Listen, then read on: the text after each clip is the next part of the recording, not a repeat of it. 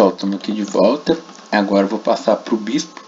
Aí antes, só para organizar aqui, vou renomear o cilindro como peão e vou jogar ele para a camada de referências que eu renomeei ela como camada peão, que aí elas vão ficar juntinhos. E eu vou criar uma nova camada, uma nova collection aqui com M, o atalho, refs, peão. E aí jogar ela dentro da camada de peão, deixar elas desabilitadas. E pronto, o peão está prontinho. E agora, repetindo o processo, para começar a modelar o bispo, Shift A.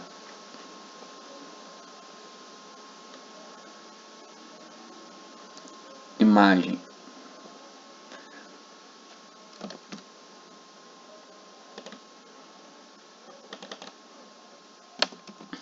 Vou mover o bispo aqui já. Como eu já trouxe ele na visão frontal, olha só, ele já está na posição certinha. Só que agora eu vou fazer um pouco diferente. Em vez de fazer aquele X que eu fiz, eu vou fazer um outro método. Dupliquei aqui com Shift D, RZ90, RZ-90, estou olhando aqui pela outra janela. E aí vou deixar essa configuração aqui, uma na esquina da outra. E aí o modelo ele vai ficar aqui no meio. E o bispo ele é muito parecido com o peão. A diferença é que ele tem esse risquinho aqui. Então a base a gente vai fazer mais ou menos da mesma forma. Poderia pegar até o peão e editar ele aqui para ficar na posição, para ficar no formato certo. Mas vamos aqui praticar um pouco. Lembrando das etapas, ó. Vamos começar organizado, ó. Já selecionei os dois aqui, mandei para uma nova collection que vai ser bispo. Já desabilitei a seleção dessa nova collection. E aqui na bispo mesmo, vou adicionar não um cilindro, mas um círculo, só para usar um método diferente. Mas vou manter aqui, ó, 8 vértices, que a gente viu que já deu certo. E aí, ó, vou posicionar esse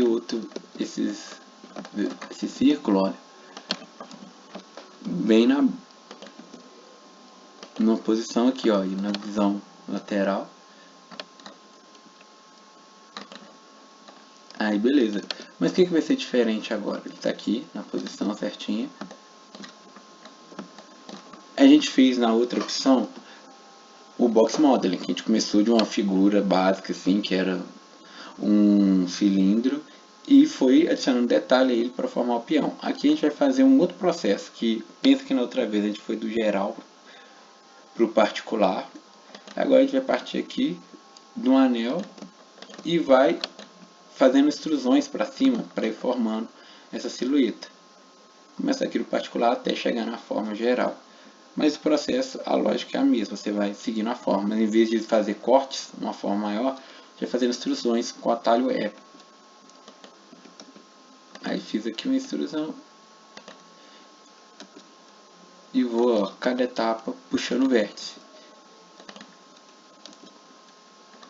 Claro que você pode misturar, tipo assim, essa parte aqui tem mais detalhes, eu vou adicionando os cortes depois. Eu vou fazer aqui a forma geral. Tudo que eu estou fazendo, ó, extrusão e escala.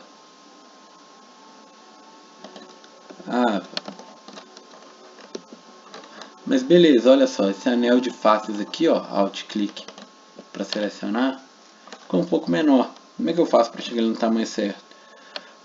Tem um atalho de escala que é Alt S, que vai escalonar em relação às normais. Para quem lembra, normal é aquela reta que ela é perpendicular à face, que a gente vê com os estudos de geometria em dia.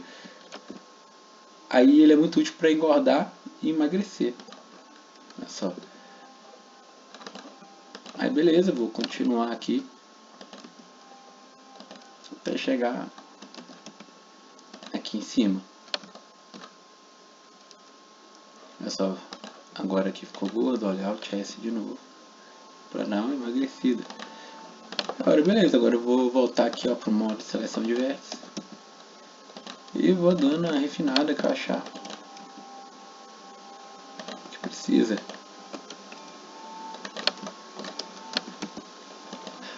Para deslizar, olha, um outro atalho de movimentação legal, olha só.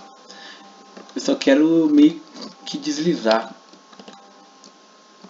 um loop de vértices, ou até mesmo um único vértice. Se apertar G duas vezes, ele desliza meio que na forma que você já criou, em cima da forma que você já criou.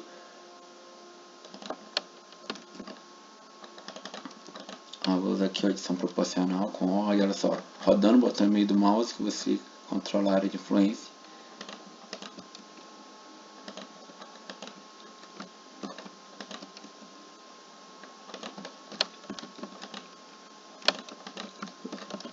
Beleza, tem vendo aqui a referência.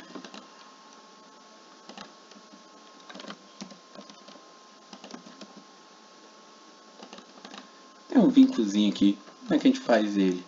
Olha, você pode dar um Ctrl V, você vai criar esse anel aqui, depois um E S empurrando para dentro. Criou o vincozinho. Outra opção, vocês lembram, que faz a mesma coisa que isso, é o atalho I, que vai criar esse anel interno aqui. E aí, olha só, você pode controlar a profundidade pela essa janelinha que aparece aqui de edição. Duas formas de fazer a mesma coisa. Vou fazer mais um vinco aqui em cima. Do jeito, com E agora, com extrusão para dentro. E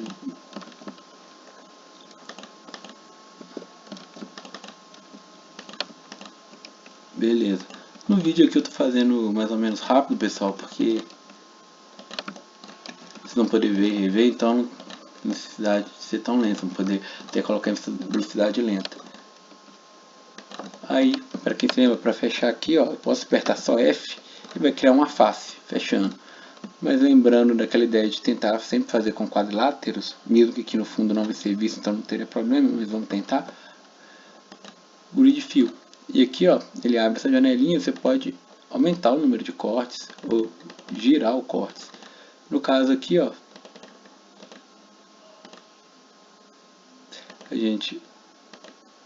esse formato aqui é o melhor pra gente, que permite que a gente faça, tem esse loop que vai de uma ponta a outra.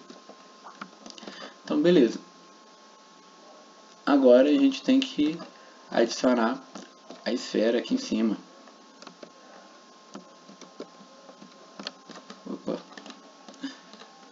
Parece que eu esqueci um pedacinho ali, mas olha só. Outro detalhe importante, ó. Selecionei um vértice aqui. Ctrl mais o teclado numérico, você expande a seleção. Ctrl menos você retrai.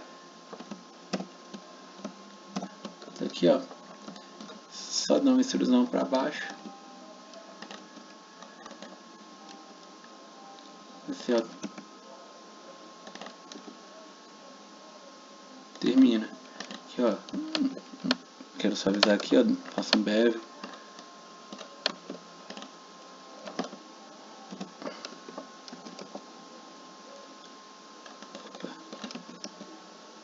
Puxo aqui. Vai fora um pouquinho. Só refinando aqui. Nem vou colocar tanto detalhe. Por exemplo, tem aqui um outro.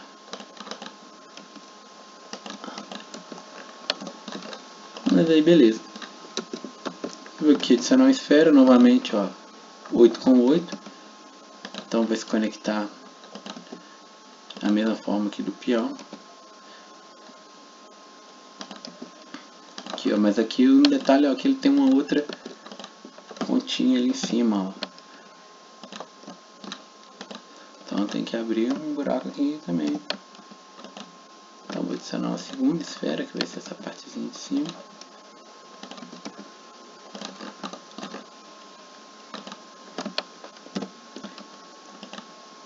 Mas aí, ó, unir uma com a outra.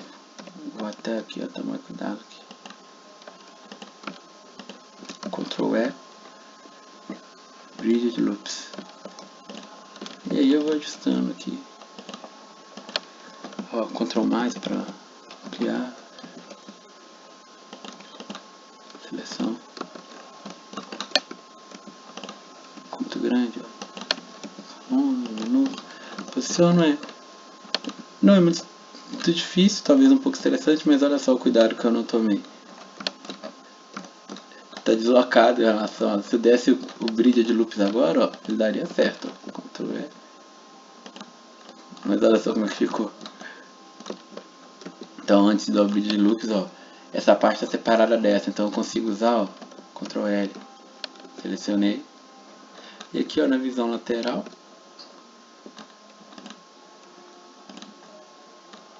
vou posicionar ele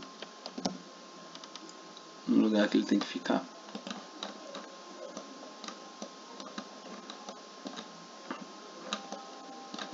Tá certinho, não tá.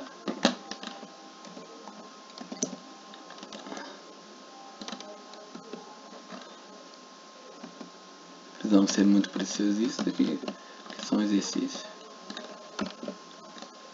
Tem que selecionar só o loop, eu selecionei tudo e deu problema.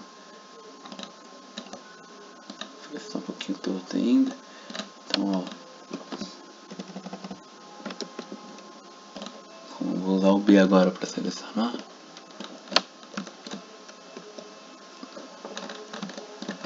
Isso aqui é na visão lateral que saiu um pouquinho. Posiciono aqui, bonitinho.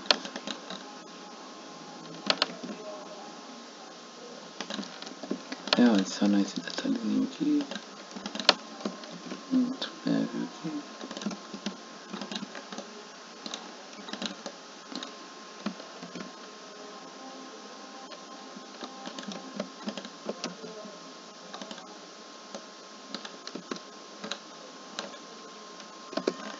Beleza, posso colocar agora Subdivision Surface níveis, e agora tem que fazer aquele trabalho. Eu vou fazer agora com o Shift E, onde eu quiser dar mais dureza. Vamos mudar para X-Smooth. Opa, revelou que tem um probleminha aqui, ó. Por isso que qual que será o problema? Isso aqui, ó, pode ser um problema que as normais estão invertidas. Vamos tentar. Que às vezes acontece no Blender, você une figuras diferentes, então uma normal fica apontando para dentro, outra fica apontando para fora, e às vezes esse problema. Vamos ver se é isso. Para corrigir isso, talha com Shift N. Ó, é exatamente isso. Deu certinho. Agora, ó, consigo dar o bevel aqui.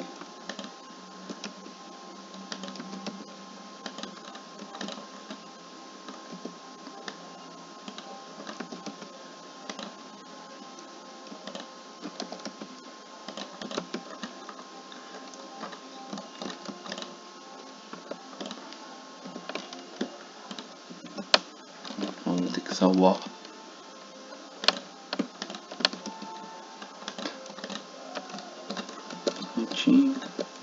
Aqui, ó, o Subdivision Surface, às vezes ele faz isso, que ele dá uma emagrecida no modelo, então às vezes você tem que ficar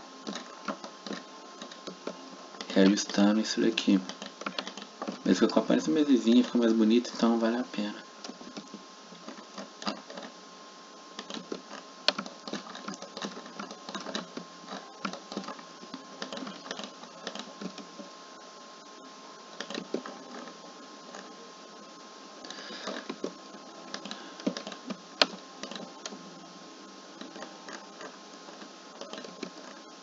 Beleza, mas ainda falta fazer esse risco, esse vinco aqui.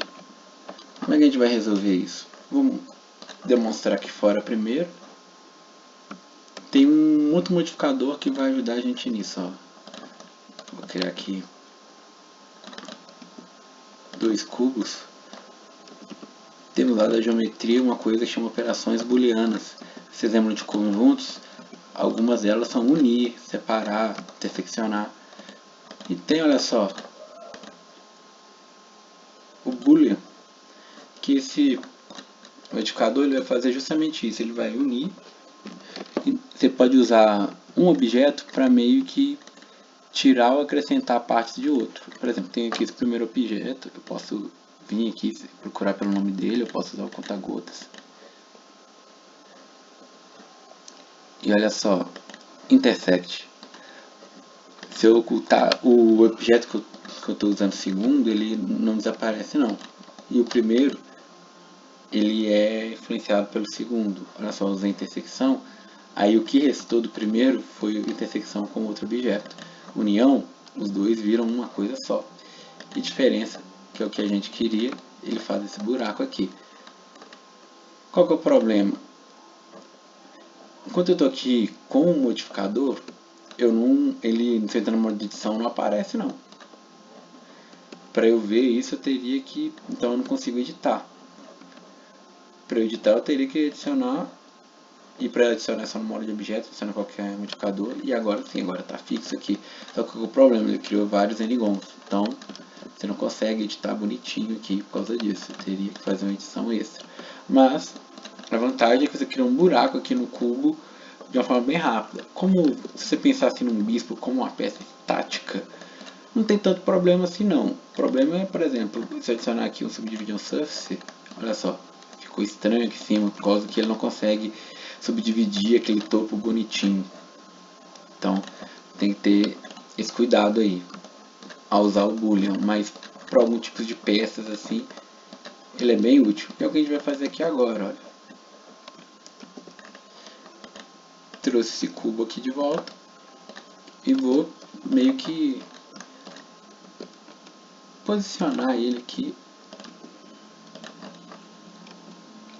do jeito que eu queria. Não vai ser muito precisista não, só garantir que ele está na posição certa.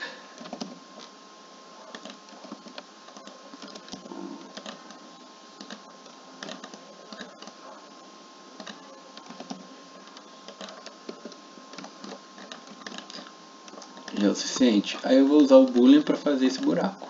Selecionei aqui, adiciono o modificador boolean. Está na diferença, só vou usar o conta-gotas e selecionar esse cubo aqui.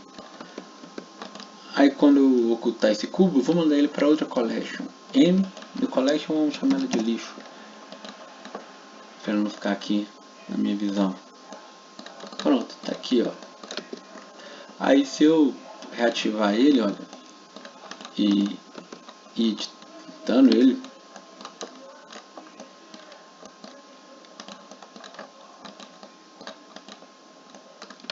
ele meio que vai, se eu mover ele vai atualizando.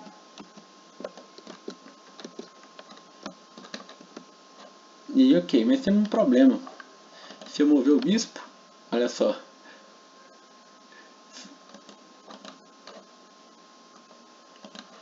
o move também o local onde ele está sendo afetado pelo outro objeto. Como é que eu resolvo isso? Vamos dizer que eu já decidi meu vínculo aqui. Duas formas. A primeira eu posso aplicar o boolean, que aí ó, eu movi o bispo para cá, para lá, o buraco continua aqui. A segunda eu posso fazer essa peça aqui, filha do bispo. O que isso quer dizer? No Blender a gente pode criar relações de parentesco. E o filho sempre segue os pais. Quer dizer que se eu fizer essa peça filha dessa, tudo pensa que o filho sempre obedece os pais. Tudo que eu fizer nesse bispo grande aqui, o filho vai fazer igual. Então, o atalho é Ctrl P. Seleciono o primeiro filho, por último o pai. Por que isso?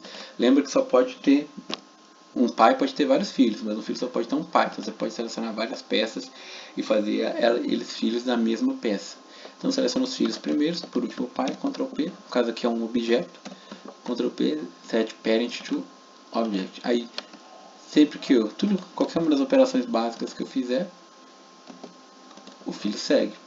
Aí eu vou ocultar ele aqui, olha, ele passa. Mas o problema que ficou é que, olha só, vai dar essas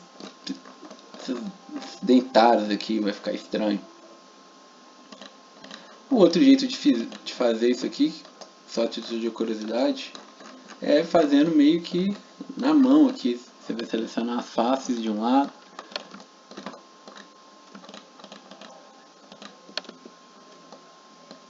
e vai dar uma extrusão para dentro aqui. E aí você vai ter que ir puxando na mão e ajeitando o buraco.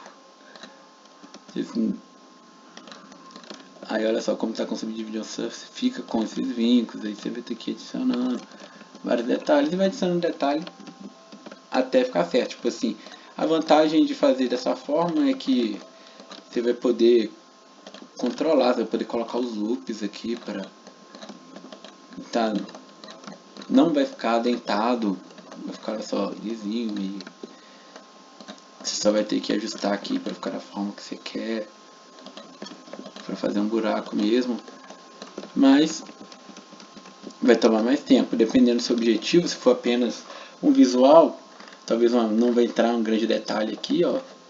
Então, se for, por exemplo, um render de mais longe, ninguém vai perceber os dentados aqui. Então, tudo bem.